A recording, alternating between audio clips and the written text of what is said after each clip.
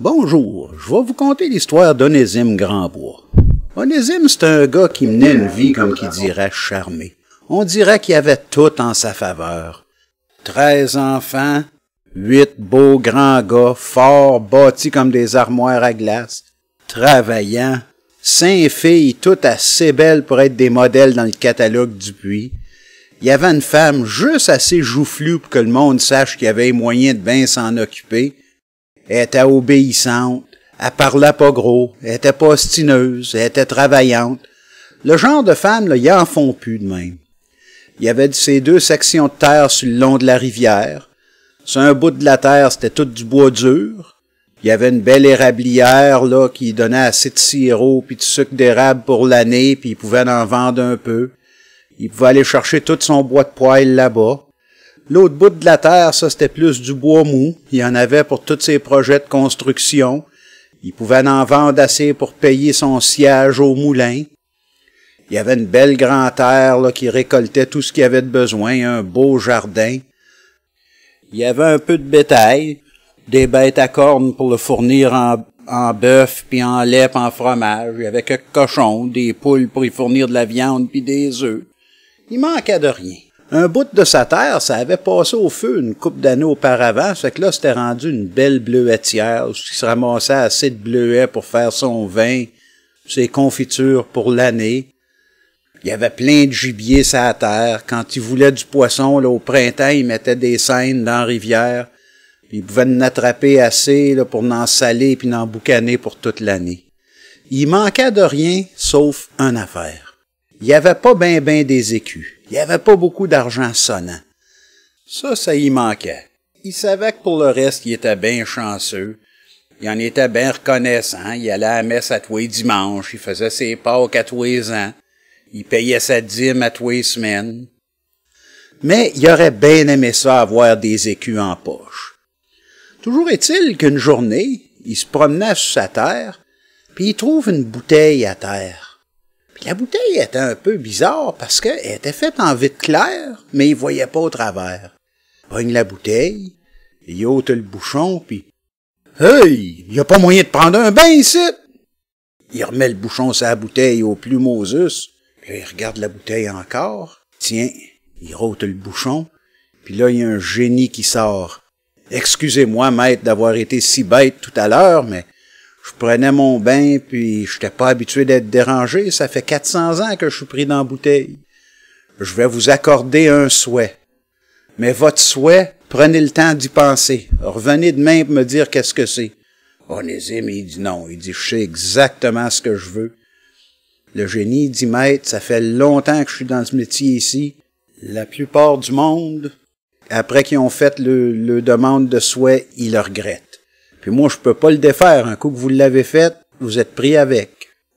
Non, moi, je sais exactement ce que je voudrais. » Il dit « J'ai tout.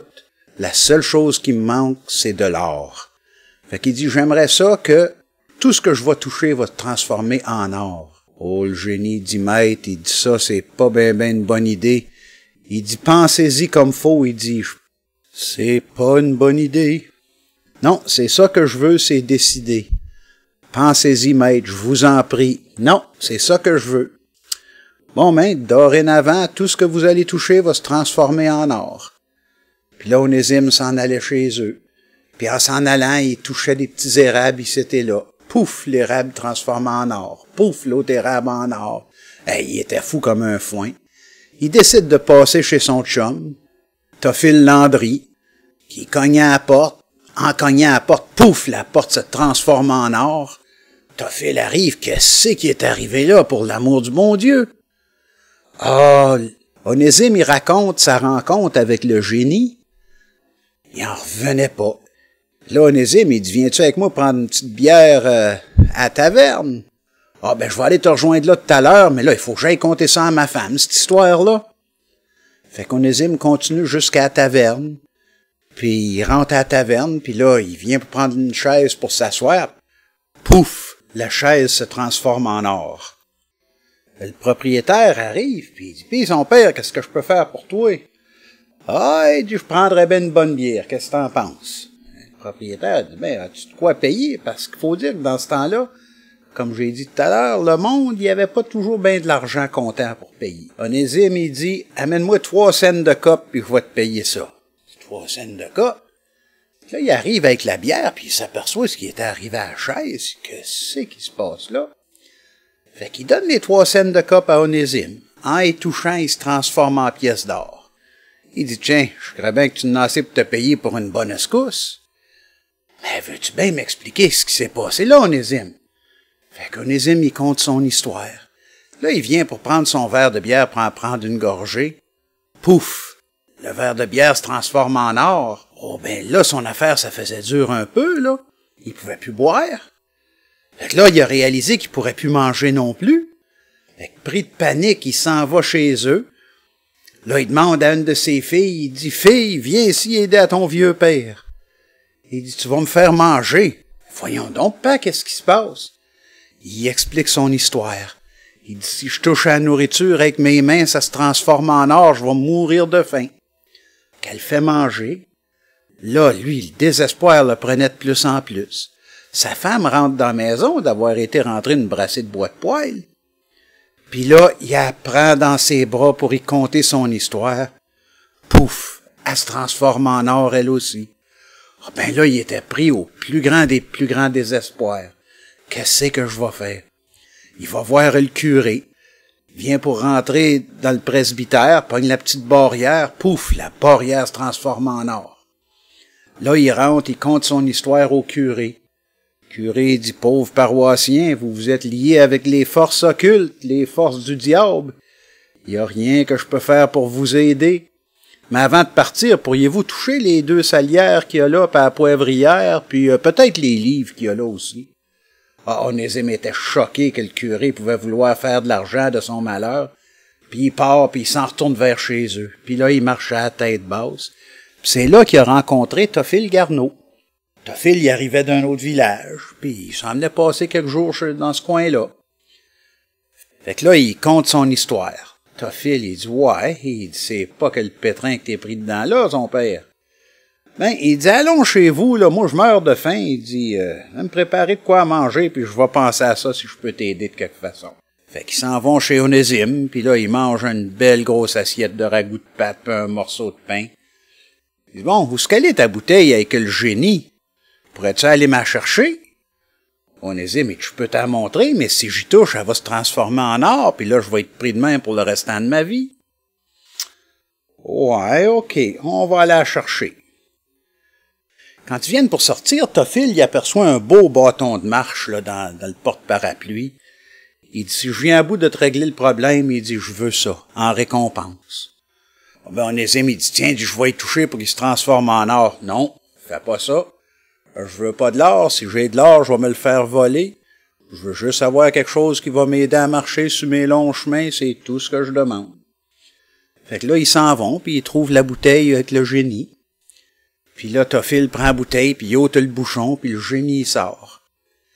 Puis Théophile, il explique son histoire. Le génie dit, « Écoutez, maître, je voudrais faire ce que je peux pour vous aider. » Mais il dit, « J'y ai expliqué à ce pauvre seigneur, j'y ai expliqué qu'il fallait qu'il pense bien à son affaire, parce que ça arrive dans presque tous les cas que les gens demandent la première chose qui leur traverse par la tête.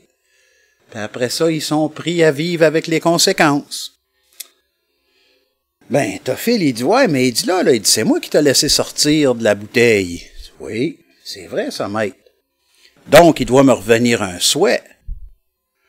Ouais. Bon, ben, il dit, c'est ça que je veux, mon souhait. Il dit, arrange-toi pour que Onésime revienne comme il était avant. Le génie, il dit, êtes-vous certain, maître? Pensez-y comme faut. Vous pourriez avoir tout l'or au monde, n'importe quoi. Devenir l'homme le plus beau, le plus puissant, le plus riche. Ouais, moi, il n'y a rien de ça qui m'intéresse. Fait que je voudrais que tu ramènes Onésime à ce qui était avant. Ah, ben, le génie dit, tiens, maître, c'est accordé. Puis il dit, en guise de reconnaissance, pour votre grande générosité d'avoir utilisé un tel souhait pour aider à un quasi-inconnu, Il dit, je vais même lui permettre de retransformer une des choses auxquelles il a touché pour la ramener à son aspect original. Fait que là, ils partent, Onésime puis Tophile, puis ils arrivent chez eux, puis en ouvrant la porte, Onésime, il touche à sa femme, puis il dit, tiens, il dit, c'est elle que je veux qu'il revienne comme elle était avant. Tophile, il a pris son bâton, puis il s'en a été, puis il a continué son chemin. Lui, il était heureux, il avait bien mangé, il avait un beau bâton pour marcher, tout était au paradis.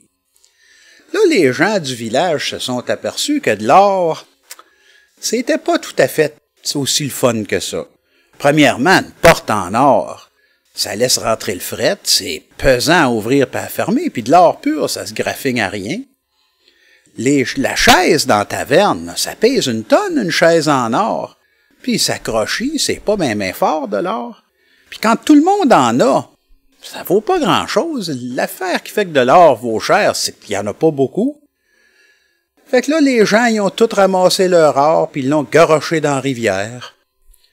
Parce qu'ils se sont rendus compte que la vraie richesse, c'est pas de l'or qui en fait. Même qu'ils disent que de nos jours, si tu vas dans la rivière, là, le long de la rivière, puis tu pannes dans le fond, tu peux encore trouver des petits morceaux d'or que le monde a jetés là. Puis, pour nous rappeler l'histoire d'Onésime, à toutes les automnes, c'est pour ça que les érables virent encore en or, pour nous faire penser que le vrai trésor, ça vient du ciel, puis pas de l'homme.